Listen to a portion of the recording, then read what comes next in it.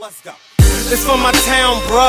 I know we've been abused. I hold us down, bruh. That's either win or lose. Wait, what I'm talking about? We ain't finna lose. See, cause failure is an option we ain't finna choose. So if you didn't know, you need to get used to me. I'm trying to place Dayton back up where we used to be. That mean I gotta put the crown on my city's head. I read the news and then I heard that my city's dead. And so I ran into the mortuary and came out with a corpse I've been forced to carry. And now it's weekend at Bernie's till they earn me. Beating every beat until it leaves on the gurney. Some people saying no, you might need an attorney. I've been killing beats, so these things don't concern me. Walk through the fire, but never will it burn me. Cause in my city you see hell in each and every journey. Yeah, scorching hot, but every soul's still cold.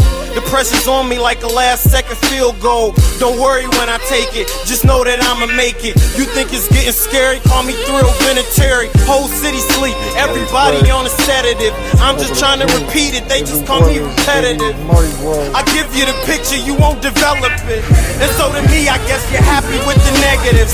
In a dark room, you can't see what it clearly show. I'll say it simple and plain, but you won't hear me though.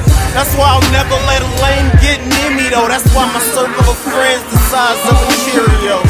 And that's real talk, cause you can trust that. The ones you think will hold you down to do just that. That's why the people I fly with, I die with. That's on some airplane falling out the sky shit. But we don't cry shit, cause we ain't scared, no. See, I'm a pilot, and this an air show. A rough ride through the skies, I'm aware though. And all this turbulence is just something that I'm prepared for. Let's go.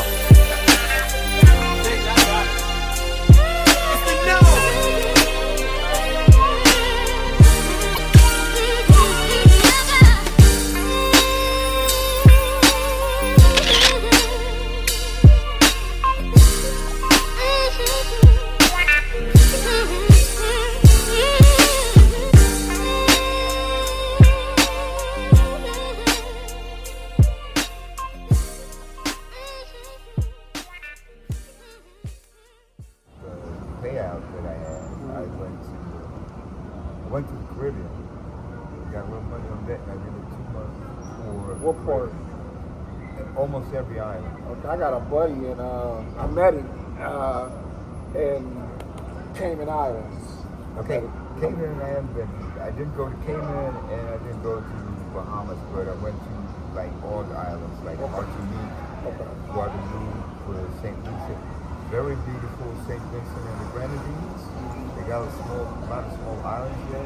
They have a jazz festival. Not many people know about it. And you see all these people going there with their boats. It's jazz festival. That was nice.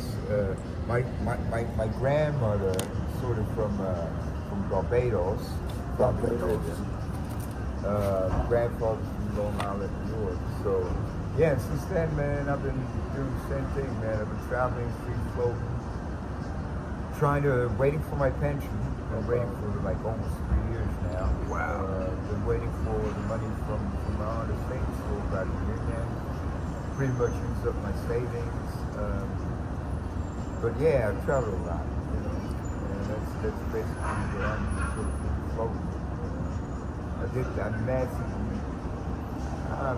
Met some interesting people, made some really bad choices. You know, I mean, you're still here though, so you learn. Yeah. But it is what it is, man. It is what, you know, but I'm a believer. I believe in God. Yeah. That's one of the things. God as creator of the universe. Right. God as the creator of the universe, all matter and life therein. See, man and the system of things, man, they try to minimize you to just this planet and your thinking and all of that. Yeah. And that's what keeps us, allows us to get stressed out over things on this planet. Anything on this planet doesn't even really matter, man. I mean, it does because it's our day to day. But in terms of the grand schemes of things, in terms of the overall importance, everywhere, this shit don't matter. But it's only where we live, so we get caught up in it. So, like, man, it's the environment you have to move in. You have this host body, and with this host body, you move through this environment. this is what it is. This is what is presented to us. But I found out a few other things, which is, speaking about moving around, being in this realm environment, is that, you know, we are all electric beings. This is all, thinking about your drone crashing, being jammed, it's a question of bandwidth, right? It's all about frequency. So your body creates frequencies, your brain creates brain waves, bedtime, picked up brain waves. So basically what's happening, your body creates electricity. Electricity makes the muscles move, right? You get signals. Without electricity, you'd be laying on the ground like a sack of potatoes. You couldn't think, your synapses wouldn't do anything. Okay? So basically, you'd be some mute object laying on the ground, you couldn't walk, you couldn't think without electricity. Now you're moving through time and space with your body, and this is a host body that God has given us.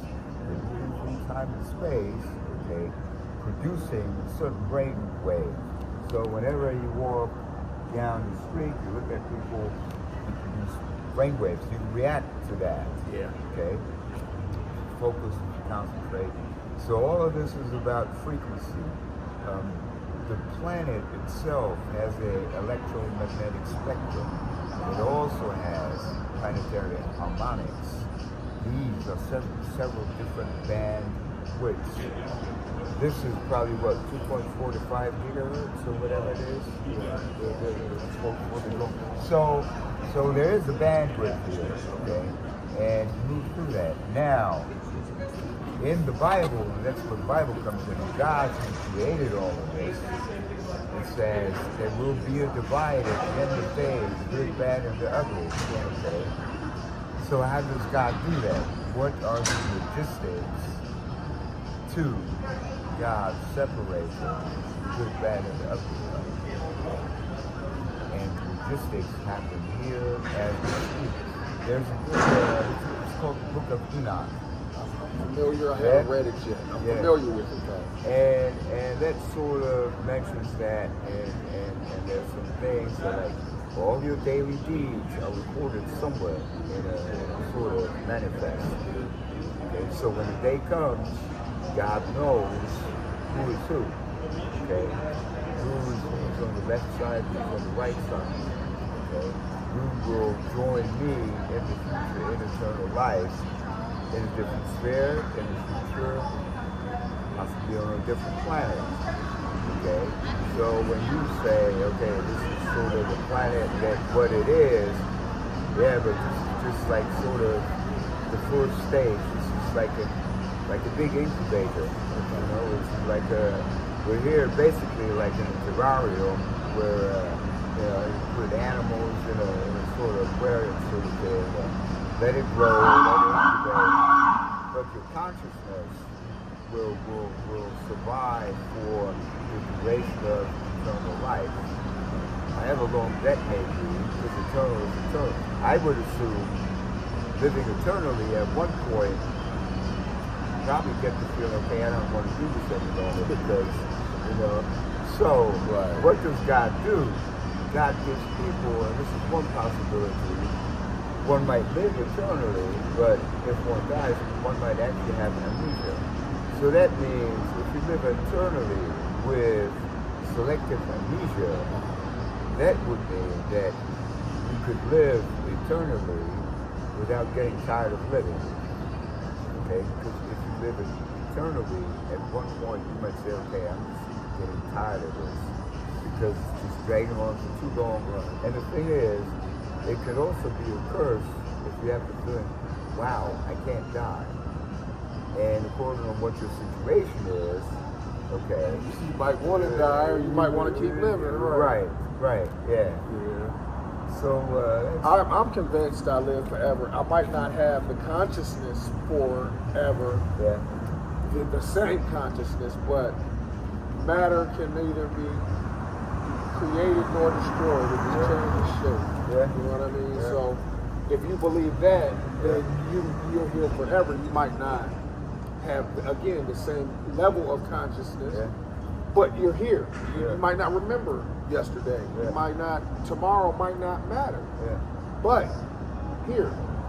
this is one thing I'm doing right now. It's led to the most change in my life. Is recognizing the power of right now. I'm learning to live in the moment and not be distracted by thoughts. It's the cop that pulled me over threw me off a little bit, but I'm getting back to where that was. You have to live constantly in the here and now. You can't be your thoughts being dragged off by some incident that happened in the past because you're not going to do anything. And then, or something that's gonna happen because you don't know what's gonna happen. Yeah. So you have to live in the here and now. Once you live in the here and now, your brain will create certain brain waves. So whenever you have that feeling, okay, I'm distracted because I'm thinking about some awesome sex I had 3 years ago. Right. That you're never going to be able to rekindle right now at this moment, okay? But it's a distraction, okay? It doesn't do anything. You know what happened? It's a distraction. Yeah. And just being present in the moment allows you to operate on a higher level. We got superpowers that we don't know about because we always worried about something that's happened to us or something that's going to happen to us, or I got to pay this bill, or I don't care anymore. And outside of my son and me, the power of now, and I've grown so much. My level of understanding. You miss your wife? Oh my God!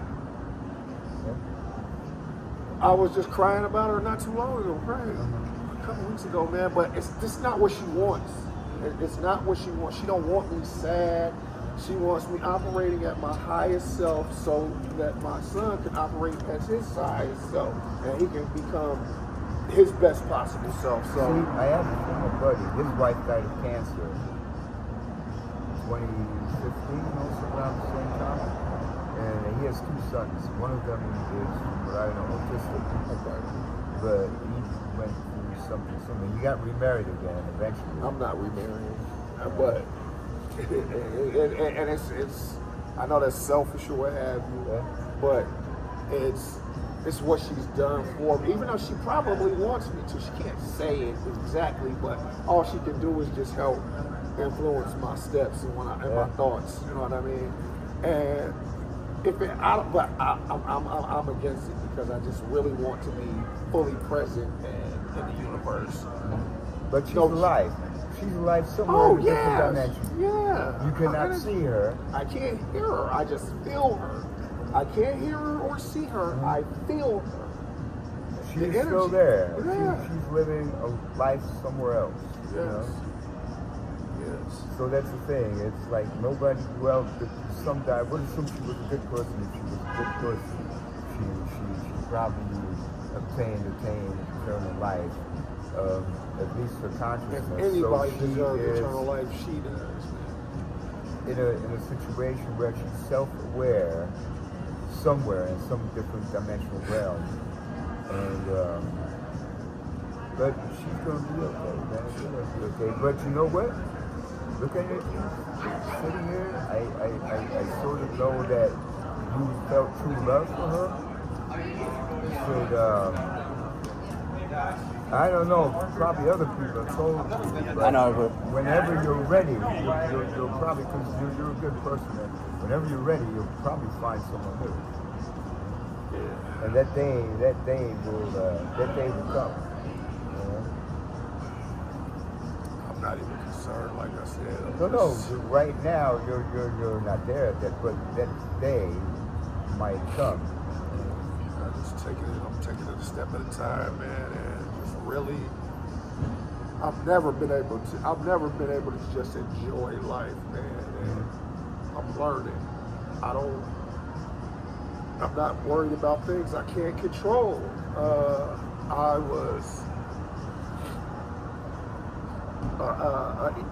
We all have ego. My ego was not in check. I wasn't humble enough, and I think that's why the things that I've been experiencing lately have happened, and they're not typically the things that have been happening to me would have crumbled me, but they just made me stronger, man. And You'll approach perdition, man. And it's like, these 8 years, it's sadness, man. It's like I'm overwhelmed, man. Like, it's just, I know I'm not out here by myself, and it's just, I'm overwhelmed sometimes, man. And just the fact that we ended up talking, bro. Like, this is just how it ended. Yeah. I'm not scared of nobody no more, man. So, you know. Yeah, so he's setting up the phone. I was like, okay, I thought you were some, documenting here the parade or whatever it is. Yeah. But yeah, man. But in all the metaphorical spheres, whatever, one thing I found out is what really helps one in life and pulls one through and makes one happy is good food, man. Food. Yeah. Food is like aphrodisiac. Food can take away pain, man. It's like one thing that's really important in life is good food. Good food can do a whole lot for you. And like I said, I drove down here from Dayton, and I stopped in Huntsville, and my aunt lives in Huntsville, and she made me a breakfast that I hadn't had since. She made me some oatmeal, man. There's some walnuts, there's some raisins in it, 2 pieces of wheat toast. Next time try it with some canned peaches. Really nice. Okay. Canned And I'm gonna tell her that too on her vacation. Because we're both diabetic. She just became diabetic not too long ago, and so did I. Probably about like 3 or 4 years. No, it's been probably about 5 or 6 years now that I've been diabetic. And so she started to eat healthier, and she made me some oatmeal, and it was delicious. And I just got to the point where I could drink my coffee with no sugar, no cream. You know what I mean? Yeah, man. Good food, good dining, good. Treat yourself every now and then, man. Go.